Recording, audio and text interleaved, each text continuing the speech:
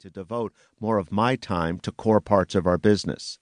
In the wake of that move, and as I found my footing as a CEO, I began to concentrate more on our people, treating them according to what I believe them to be, a powerful strategic weapon, one that Kronos hadn't yet fully leveraged. As great as our employees were, we hadn't prioritized the development of our workforce as a key part of our growth strategy. As a result, although our employee engagement scores were above the norm in our industry, we had trouble attracting and retaining the best people. In some parts of our business, our annual employee turnover topped 40%.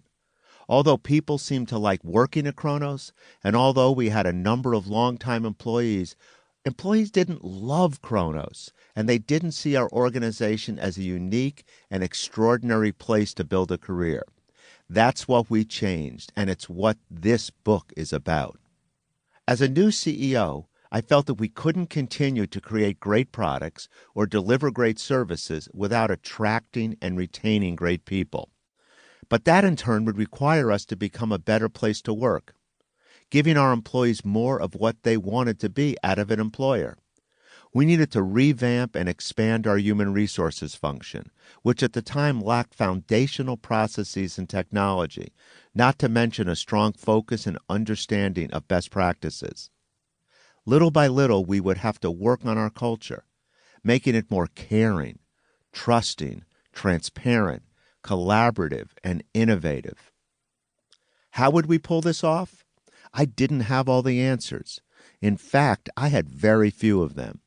As a manager and leader, I'd always taken personal satisfaction in creating environments in which people felt motivated to excel. I'd been fortunate enough to be raised by parents who modeled values like caring, honest communication, and trust. So I was inclined as a CEO to build a culture infused with those values. But beyond that, I didn't yet understand what it would take to institutionalize a great culture and create an organization that from top to bottom was a wonderful place to work. What I had at my disposal was primarily a strong drive to treat people well and get the most out of our workforce. The media often celebrated companies that were great places to work. But what was so special about those companies? What did they do that we weren't doing? Why couldn't we be one of them? Our drive to institutionalize a great culture got a boost in 2010 when we hired a seasoned executive with a strong quantitative background as our chief people officer. Many organizations marginalized the human resources function, but soon thereafter we appointed our chief people officer to our executive committee, making it clear that I personally backed what we were doing to create an inspiring and innovative culture. We then took a series of experimental steps to enhance our culture and become a truly unique place to build a career. We did this, to be clear, not because I wanted Kronos to be nice to people, which of course I did, but because I was convinced that focusing on people and culture was the soundest possible business strategy. We had been collecting data on employee engagement for some time, but it had largely been a check-the-box kind of exercise. Now we began to work with engagement more intensely.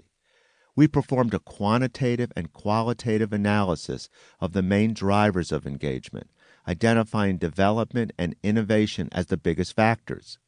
And after further refinement, we discovered that manager effectiveness and a feeling of connectedness to the company's mission and strategy were also critical. Then we took action around those drivers to better allow us to attract, develop, manage, and retain top talent.